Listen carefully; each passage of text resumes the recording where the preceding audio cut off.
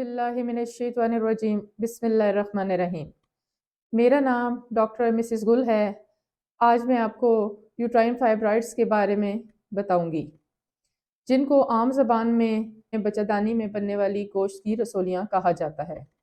اس سے پہلے میں نے ایک ویڈیو PCOS پر بنائی تھی، یعنی کہ پولیسسٹک اوویرین سنڈروم، جو کہ اووریز میں بننے والی پانی کی تھیلیاں ہوتی ہیں، جبکہ یوٹرائن فائبرائڈز ان کو عام زبان میں لوگ گوشت کی رسولیاں کہتے ہیں۔ یوٹرائن فائبرائڈز کیا ہوتے ہیں؟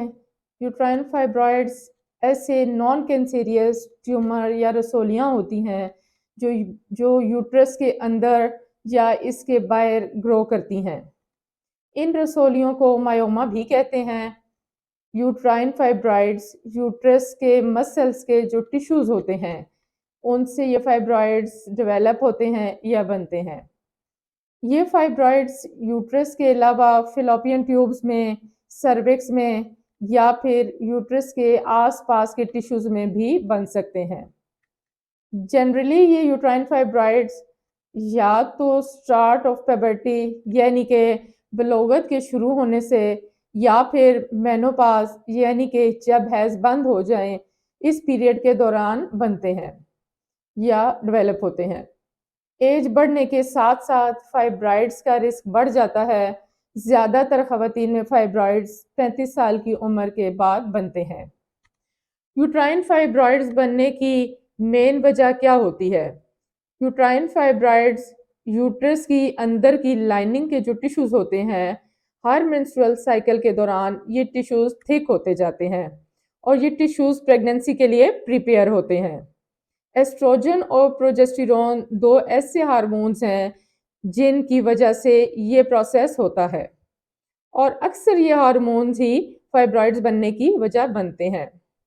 اس کے علاوہ بھی کچھ اور وجوہات بھی ہیں، جیسا کہ 10 سال سے کم عمر میں پیریڈز کا سٹارٹ ہونا، اوبیسٹی یعنی کہ موٹاپا، وٹامن ڈی کی کمی ہونا، ریڈ میٹ کا بہت زیادہ استعمال کرنا، سبزیوں اور فروٹ کا استعمال کم کرنا، شراب نوشی کرنا۔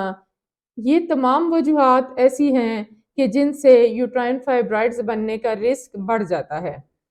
اگر فائبرائڈز کا سائز 1 سے لے کر 5 سینٹی میٹر کے درمیان ہو تو اسے ہم اسمال فائبرائڈ کہتے ہیں، اور اگر یوٹرائن فائبرائڈ کا سائز 5 سے 10 سینٹی میٹر کے درمیان ہو تو اس کو میڈیم فائبرائڈ کہا جاتا ہے، اور اگر یوٹرائن فائبرائڈ کا سائز 10 سینٹی میٹر یا اس سے بھی زیادہ ہے تو اسے لارج فائبرائڈ کہا جاتا ہے۔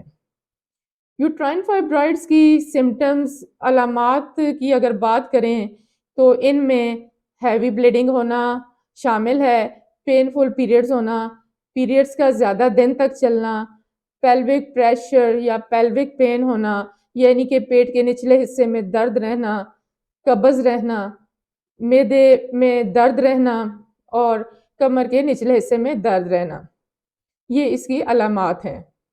یوٹرائن فائبرائڈز کا علاج کیا ہے؟ اگر اس کے علاج کی بات کریں تو سب سے پہلے نمبر پر ہسٹریکٹمی، جو کہ ایک سرجیکل پروسیجر ہے جس میں یوٹرس ریموو کر دی جاتی ہے۔ اگر تو آپ کی ایج 35 یا 40 سال سے زیادہ ہے اور آپ کی فیملی کمپلیٹ ہے، آپ پریگننسی نہیں چاہتے، تو سب سے بہتر علاج یہی ہوتا ہے کہ ہسٹریکٹمی کروائی جائے اور یوٹرس ریموو کی جائے۔ اس پر دوسرے نمبر پر اس کے علاج میں اگر آپ کی ایج کم ہے یا آپ کے بچے نہیں ہیں یا آپ اور پریگننسی چاہتے ہیں تو اس کے لیے ایک سرجیکل پروسیجر کیا جاتا ہے جسے مایومیکٹمی کہتے ہیں، جس میں آپریشن کر کے یوٹرس کی والز میں سے فائبرائڈز کو نکال دیا جاتا ہے۔ اگر یوٹرائن فائبرائڈ اسمال سائز کا ہے تو وٹامن ڈی کی استعمال سے اور بیلنس ڈائٹ کے استعمال سے اس کو بڑا ہونے سے روکا جا سکتا ہے۔ اس کے لیے احتیاطی تدابیر کیا ہوتی ہیں، کیا پریونشنز ہیں؟ ابھی تک کوئی ایسا طریقہ تو نہیں ہے کہ جس سے یوٹرائن فائبرائڈ سے بچا جا سکے، لیکن کچھ چیزیں کرنے سے آپ یوٹرائن فائبرائڈ کے رسک کو کم کر سکتے ہیں، جیسا کہ ریگولر ایکسرسائز کرنا، بیلنس ڈائٹ کا استعمال کرنا، سبزیوں اور پھلوں کا، فروٹ کا زیادہ استعمال کرنا۔ یہ تھی ہماری آج کی ویڈیو۔ اگر آپ کو میری یہ ویڈیو پسند آئی ہے تو تو ہمارے اس چینل کو سبسکرائب کریں، ہماری ویڈیو کو لائک اور شیئر کریں تاکہ ہماری آنے والی مزید انفارمیٹیو ویڈیوز بھی آپ تک آسانی سے پہنچ سکیں۔ اور اگر آپ کسی ٹاپک پر مزید ہم سے انفارمیشن لینا چاہتے ہیں تو ہمیں کمنٹس میں اپنا ٹاپک بتائیں، انشاءاللہ ہم اس پر ویڈیو ضرور بنائیں گے۔ بہت شکریہ، جزاک اللہ، اللہ حافظ۔